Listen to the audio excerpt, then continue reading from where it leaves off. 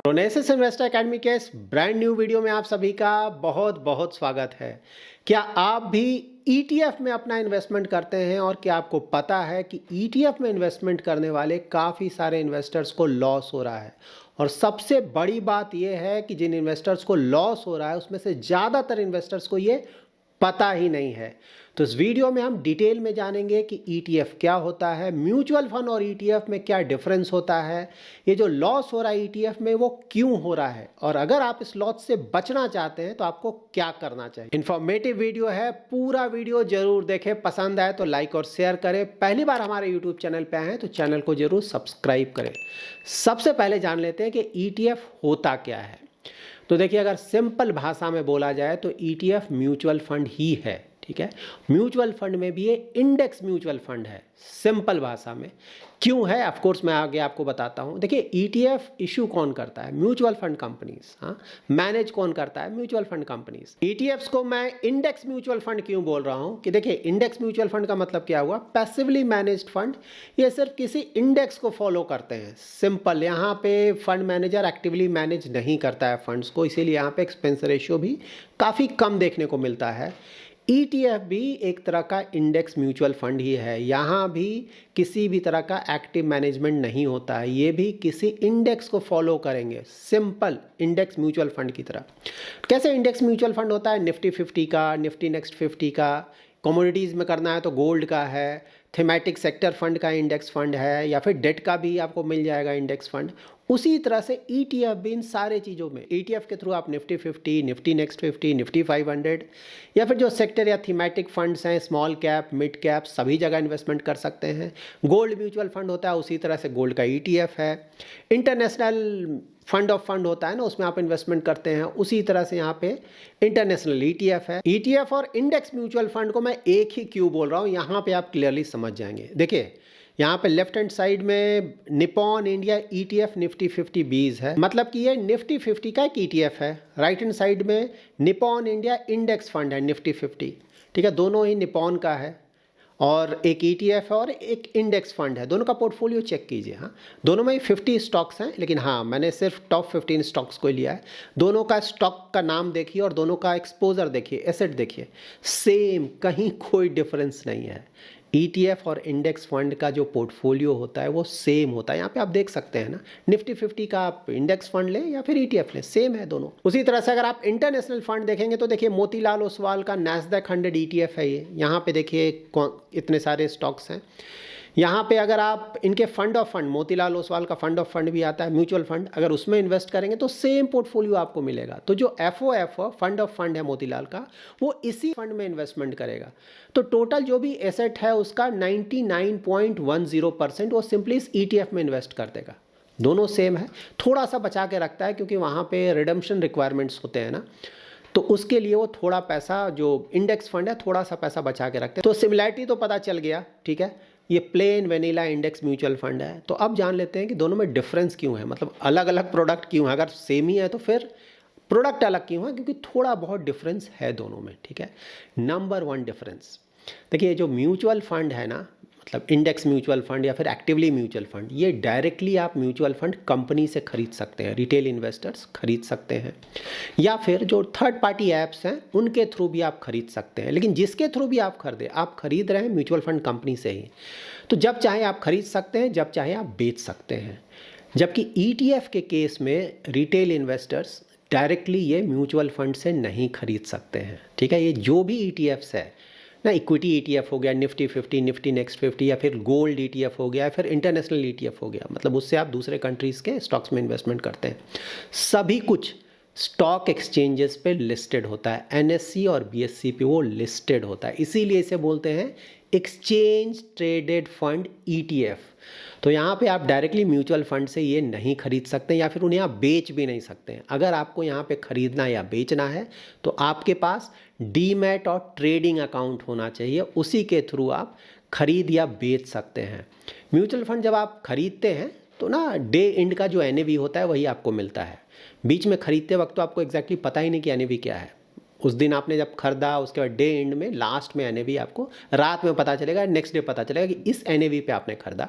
जबकि ईटीएफ में तो आपको पता है स्टॉक एक्सचेंज में लिस्टेड है, तो यहाँ पे आप लाइव रेट देखकर खरीद सकते हैं, ठीक है। तो ये डिफरेंस है, मेजर डिफरेंस है। इसके अलावा कुछ और भी डिफरेंसेस हैं। तो देखिए यहाँ पे मैंने Nippon India index Nifty 50 direct plan का डिटेल्स लिया है और निपॉन इंडिया ईटीएफ निफ्टी 50 20 का डिटेल लिया है। दोनों का आप देखिए एक्सपेंस रेशियो, इक्विटी में कितना एक्सपोजर है और 1 ईयर, 3 ईयर, 5 ईयर और 10 ईयर का CAGR रिटर्न्स है। एक्सपेंस रेशियो देखिए कोई खास डिफरेंस नहीं है, बोला जाता है बहुत डिफरेंस, यहाँ पे तो डिफरेंस नहीं दिख रहा है, लेकिन हाँ फिर भी ईटीएफ का एक्सपेंस रेशियो थोड़ा कम है। इंडेक्स फंड का एक्सपेंस रेशियो है 0.07% और ईटीएफ का है 0.04%। और इक्विटी में इन्वेस्टमेंट देखो तो इंडेक्स फंड ने 99.93% इन्वेस्ट किया, थोड़ा सा पैसा रखा है उसने अपने पास, मतलब नेग्लिजिबल है, ऑलमोस्ट 100% का इन्वेस्टमेंट है ये भी। लेकिन हाँ इसके मुकाबले ईटीएफ अगर आप देखें तो इन्होंने 99.96% इन्वेस्ट किया है। तो देखिए एक्सपेंस रेशियो या फिर इक्विटी एलोकेशन में ऐसा कोई खास डिफरेंस दिख नहीं रहा है। रिटर्न देखें तो रिटर्न में थोड़ा सा यहाँ भी आपको डिफरेंस देखने को मिलेगा। 1 ईयर, 3 ईयर, 5 ईयर, 10 ईयर का रिटर्न्स देखें तो ईटीएफ का रिटर्न आपको थोड़ा ज़्यादा देखने को मिलेगा। नेचुरली ज़्यादा आ रहा है ना, क्योंकि एक्सपेंस रेशियो थोड़ा सा यहाँ पे कम है, साथ ही इक्विटी में एक्सपोजर थोड़ा सा ज़्यादा, इसीलिए थोड़ा सा रिटर्न में यहाँ फ़र्क पड़ रहा है। लेकिन यहाँ पे ये भी आपको देखना है ना कि ईटीएफ में इन्वेस्टमेंट के लिए आपके पास डीमैट और ट्रेडिंग अकाउंट होना चाहिए। उसके चार्जेस होते हैं, फ्री में तो डीमैट अकाउंट खुलता नहीं है, वहाँ आपको चार्जेस देना पड़ेगा। ट्रेडिंग भी जब बाय एंड सेल करेंगे उसका भी कुछ चार्ज देना होता है। तो अगर वो सब कुछ मिला लेंगे तो ये जो भी डिटेल्स हम देख रहे हैं ऐसा नहीं कि कोई खास डिफरेंस पड़ेगा इन दोनों। नाउ जान लेते हैं कि ईटीएफ में इन्वेस्टमेंट करने के दौरान इन्वेस्टर्स को लॉस क्यों हो रहा है। तो देखिए लॉस होने के यहाँ पे 2 मेन रीजंस हैं। नंबर 1, देखिए यहाँ पे आप डायरेक्टली म्यूचुअल फंड से खरीद भी नहीं रहे हैं और बेच भी नहीं रहे हैं, ठीक है। यहाँ पे सभी कुछ आपको स्टॉक एक्सचेंज से खरीदना है या फिर बेचना है, ठीक है। तो यहाँ पे डिमांड और सप्लाई का आएगा। स्टॉक्स जैसे आप ना खरीदते बेचते हैं तो स्टॉक्स का डिमांड कैसा है, सप्लाई कैसा है, उसके आधार पे उसके प्राइस पे फ़र्क पड़ता है। तो ईटीएफ में भी वही रूल एप्लीकेबल होगा, ठीक है। जैसे आप देखते हैं ना, लार्ज कैप का अगर आपको स्टॉक खरीदना है और एक स्मॉल कैप का स्टॉक खरीदना है तो लार्ज कैप में लिक्विडिटी बहुत ज़्यादा होता है, किसी भी अमाउंट में खरीदें बेचे कोई फ़र्क नहीं पड़ता, आपको अच्छा रेट मिलेगा। जबकि स्मॉल कैप जब आप खरीदने जाएंगे, अगर क्वांटिटी बहुत ज़्यादा आप खरीदना चाहते हैं तो वहाँ पर आपको खरीदने बेचने दोनों में प्रॉब्लम आ सकता है, क्योंकि लिक्विडिटी का प्रॉब्लम आता है वहाँ। उसी तरह से ईटीएफ खरीदते वक्त बहुत सारे इन्वेस्टर्स नहीं देखते हैं कि AUM बड़ा है कि नहीं, वहाँ पर लिक्विडिटी ज़्यादा है कि नहीं, ठीक है। अगर आप एक ऐसे AUM में इन्वेस्ट करते हैं जिसका लिक्विडिटी ज़्यादा नहीं है, मतलब ज़्यादा ट्रेडिंग नहीं हो रहा है, उसका AUM बड़ा नहीं है, तो वहाँ पे आप जब खरीदने जाएंगे तो आप अच्छे रेट पे खरीद भी नहीं पाएंगे और साथ ही जब बेचने जाएंगे तो अच्छे रेट पे बेच भी नहीं पाएंगे। तो वहाँ पे ऑफ कोर्स आपको एक तरह से लॉस होगा या फिर रिटर्न्स कम होकर आएंगे।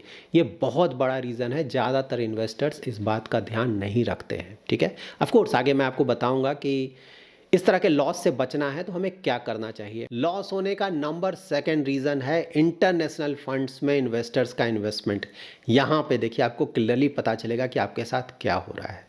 देखिए मेरे एसेट NYSE फैंग ETF ना, इनका NAV देखेंगे कितना है NAV और ETF प्राइस देखें। NAV और ETF प्राइस दोनों में डिफरेंस है और ये दोनों का डिफरेंस है 20% के आसपास। तो अगर किसी ने बिना सोचे समझे इस फंड में इस रेट पे इन्वेस्ट कर दिया तो शुरू में ही आपको 20% के आसपास का लॉस हो रहा है। हाँ, आप NAV से 20% ज़्यादा पे खरीद रहे हैं। और नीचे भी देखिए ना, मेरे एसेट 14% का ज़्यादा प्रीमियम, मोतीलाल ओसवाल 100 ETF 12% से ज़्यादा का प्रीमियम, निपॉन का 8.5% से ज़्यादा का प्रीमियम, ये सब कुछ मार्केट में हो चुका है, ठीक है। तो इसीलिए मैंने ये एग्जांपल लिया, ऐसा नहीं है कि बस ऐसे ही मैंने अपने मन से डाल दिया। इस तरह का मार्केट में होता है, फिलहाल ऐसा हो रहा है। क्यों हो रहा है पहले ये जान लेते हैं कि जो इंटरनेशनल फंड्स में ऐसा हो रहा है क्यों हो रहा है। तो देखिए RBI का आपको पता है म्यूचुअल फंड्स पे लिमिटेशंस है। $7 बिलियन से ज़्यादा म्यूचुअल फंड कंपनीज बाहर के स्टॉक्स में इन्वेस्टमेंट नहीं कर सकते हैं, एक ये है। दूसरा ETF के केस में भी $1 बिलियन से ज़्यादा इन्वेस्टमेंट नहीं किया जा सकता है। तो ये दोनों ही जो लिमिट था वो 2022 में ही ब्रीच कर चुके थे, तो इसीलिए वहाँ पे बंद हो गया था। आप लोग को याद होगा ना, इंटरनेशनल फंड में इन्वेस्टमेंट नहीं कर सकते हैं, इवन ETF में भी इन्वेस्टमेंट करना डिफ़िकल्ट था। लेकिन उस समय फिर US मार्केट बुरी तरह से गिरा था, तो उसके कारण फिर से थोड़ा बहुत ना जो इन्वेस्टेड अमाउंट था थोड़ा उसका वैल्यू कमा, तो फिर से थोड़ा बहुत अपॉर्चुनिटी मिला, तो थोड़ा बहुत फिर से इन्वेस्टमेंट स्टार्ट हुआ। लेकिन फिर भी अभी भी आप कोई खास इन्वेस्टमेंट नहीं कर पाएंगे म्यूचुअल फंड रूट से। और म्यूचुअल फंड रूट से इन्वेस्टमेंट नहीं कर पाएंगे तो आपके पास सेकंड ऑप्शन होता है ईटीएफ से। तो ईटीएफ में भी आप इन्वेस्टमेंट नहीं करेंगे, वहाँ पे भी तो लिमिटेशन पूरा हो चुका है। लेकिन म्यूचुअल फंड और ईटीएफ में एक डिफरेंस है, म्यूचुअल फंड तो हमेशा आपको म्यूचुअल फंड कंपनी से ही खरीदना है, लेकिन ईटीएफ तो स्टॉक मार्केट में ट्रेड भी होता है। तो ये बात बिल्कुल सही है कि नया यूनिट्स नहीं आ रहा है ईटीएफ का, लेकिन स्टॉक मार्केट में जो ऑलरेडी लिस्टेड हैं ईटीएफ्स, इंटरनेशनल ईटीएफ्स, वहाँ तो ट्रेडिंग हो रहा है, तो वहाँ तो आप खरीद सकते हैं। और यहाँ पे डिमांड बहुत ज़्यादा बढ़ चुका है, क्योंकि सप्लाई है नहीं, तो डिमांड जब बहुत ज़्यादा से ज़्यादा लोग सोच रहे हैं, क्योंकि यूएस में ना ट्रम्प आने वाले हैं, यूएस मार्केट का परफॉर्मेंस बहुत अच्छा चल रहा है, ऐसा एक्सपेक्ट किया जा रहा है कि शायद नेक्स्ट ईयर ही परफॉर्मेंस अच्छा हो, इसीलिए इंटरेस्ट बहुत ज़्यादा आ गया है इन्वेस्टर्स का। तो ज़्यादा से ज़्यादा इन्वेस्टर्स ट्राई कर रहे हैं कि भाई म्यूचुअल फंड तो मिल नहीं रहा है, तो ईटीएफ रूट से ही यूएस में हम अपना इन्वेस्टमेंट करते हैं। तो सप्लाई है नहीं, डिमांड बहुत ज़्यादा है, उसके कारण जो एग्जिस्टिंग ईटीएफ्स हैं, लिस्टेड हैं, उनका जो प्राइस है वो बहुत ज़्यादा फ्लक्चुएट कर रहा है, मतलब मोस्टली ऊपर की तरफ जा रहा है। इसीलिए आप ये प्रीमियम देख रहे हैं ना, 20%, 10%, 15% के डिफरेंस में बिक रहा है। और इन्वेस्टर्स जिन्हें इन चीज़ों की जानकारी नहीं है, सिंपली वहाँ जा रहे हैं, खरीद ले रहे हैं। उनको समझ में नहीं आ रहा है कि भाई आप बहुत महंगा खरीद रहे हो, और ये हमेशा नहीं रहेगा, क्योंकि ये सही प्राइस नहीं है। कभी ना कभी ये जो NAV है और ये जो ETF प्राइस वो कन्वर्ज करेगा, स्ट्रेट अवे आपको उतना लॉस हो रहा है ना, आप इतना महंगा खरीद रहे हो 20% के प्रीमियम पे, ठीक है, वो सिर्फ इसलिए हो रहा है क्योंकि सप्लाई बहुत कम है, डिमांड बहुत ज़्यादा है। तो नाउ जान लेते हैं कि ये जो प्रॉब्लम्स हैं इसे रिजॉल्व कैसे किया जाए, क्या किया जाए कि इन प्रॉब्लम्स में हम नहीं पड़ें। तो सबसे पहला प्रॉब्लम मैंने आपको बताया था ना कि छोटे ETFs में इन्वेस्टमेंट नहीं करें। वैसा ETF जिसका AUM बहुत छोटा है वहाँ पे इन्वेस्टमेंट नहीं करें। वैसा ETF जहाँ पे ट्रेडिंग ज़्यादा नहीं हो रहा है, जहाँ पे लिक्विडिटी नहीं है, वहाँ पे इन्वेस्टमेंट नहीं करें। ये हमेशा ध्यान में रखें, कोई भी ETF हो, AUM ज़रूर चेक कर रहे हैं, बड़ा AUM हो, मतलब ETF तो ऐसे ही बहुत ज़्यादा है ना, कम है ना, तो सारे ETFs को आप चेक करें, उसमें जो भी ना टॉप 2-3 वाले बड़े AUM वाले ETFs हैं किसी भी कैटेगरी के, उसको आप प्रेफर करें और देख भी लें लाइव कि किस तरह का वहाँ पे NAV शो कर रहा है। ऑफ कोर्स इसके बारे में आगे और भी आपको डिटेल में बताऊँ कैसे आप पता लगाएंगे। और दूसरा है अगेन मतलब इंटरनेशनल फंड्स, यहाँ भी आपको प्रॉब्लम है कि भाई आप महंगा खरीद ले रहे हैं, आपको पता ही नहीं है, आप सिंपली वहाँ वेबसाइट पे जाना है, खरीद ले रहे हैं, आपको कोई मतलब नहीं है कि भाई जो रियल रेट है वो क्या है, मैं किस रेट पे खरीद रहा हूँ, कोई मतलब, बस मुझे खरीद लेना है। तो इन प्रॉब्लम से हम कैसे बचें? तो देखिए, इन प्रॉब्लम से बचना है तो आपके पास एक बहुत अच्छा सॉल्यूशन है INAV, ठीक है। म्यूचुअल फंड्स किसी भी वर्किंग डे में एवरी 15 मिनट्स, ठीक है, हर एक 15 मिनट्स के इंटरवल पे अपने वेबसाइट पे INAV पब्लिश करते हैं, इंडिकेटिव NAV, ठीक है, इसे आप रियल टाइम NAV बोल सकते हैं। तो ETF जैसे म्यूचुअल फंड्स का हम NAV चेक करते हैं ना, वो डे एंड पे हमें मिलता है NAV, तो उससे हमें पता चलता है NAV क्या है। लेकिन यहाँ पे ये तो लिस्टेड है, तो यहाँ पे अगर जैसे स्टॉक में आप इन्वेस्टमेंट कर रहे हैं ना, तो उसका प्राइस अप डाउन होता है।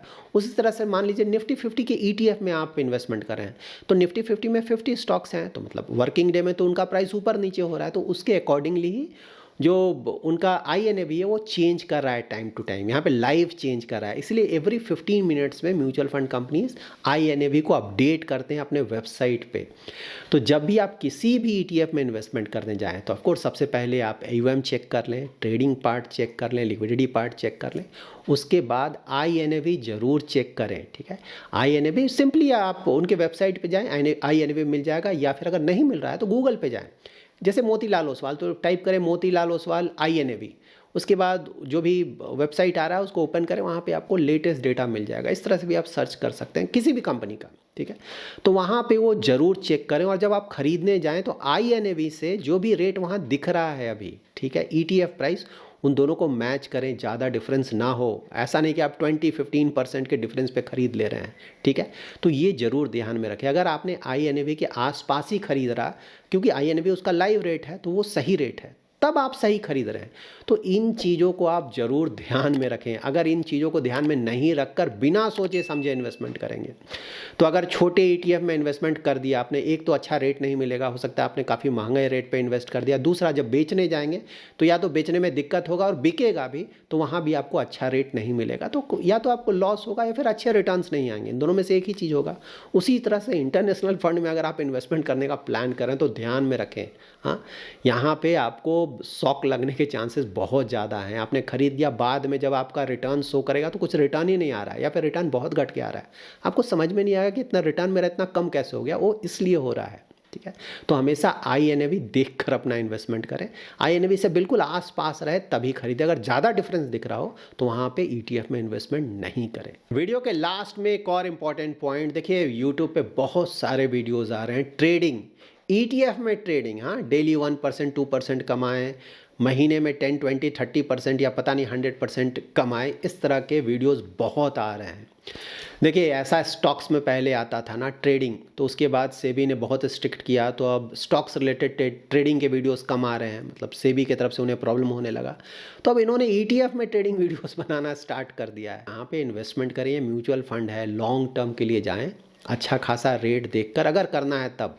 देखिए, अगर आपको अननेसरी हेडेक नहीं लेना है, डीमैट अकाउंट, ट्रेडिंग, ये सब का आइडिया है ही नहीं, तब तो आप ETF में जाए ही नहीं। हमेशा इंडेक्स फंड या एक्टिवली मैनेज फंड में अपना इन्वेस्टमेंट करें, ये मोस्ट इंपॉर्टेंट है। लेकिन हाँ, अगर आप स्टॉक्स में भी इन्वेस्टमेंट करते हैं, आपको इन चीज़ों का आइडिया है, सही से आप रेट, आपको आइडिया है कि भाई सही रेट पे मैं खरीद पाऊंगा या बेच पाऊंगा, तो वहाँ पे फिर ETF में भी किया जा सकता है। ऐसा नहीं कि ETF में इन्वेस्ट नहीं किया जा सकता, किया जा सकता है, लेकिन आपको आइडिया है तब। आइडिया नहीं है तो बिल्कुल इन्वेस्टमेंट नहीं करें, मोस्टली आपको वहाँ पे रिटर्न्स थोड़े घट कर आ जाएंगे। तो that's it in this video. अगर आपको ये वीडियो पसंद आया है तो जरूर लाइक एंड शेयर करें। पहली बार हमारे यूट्यूब चैनल पे आए हैं तो चैनल को जरूर सब्सक्राइब करें। इस वीडियो से रिलेटेड कोई भी क्वेरी है तो कमेंट में जरूर मेंशन करें। मैं आने वाले वीडियोज़ में ट्राई करूँगा उन क्वेरीज को आंसर करने का। Thanks lot for watching.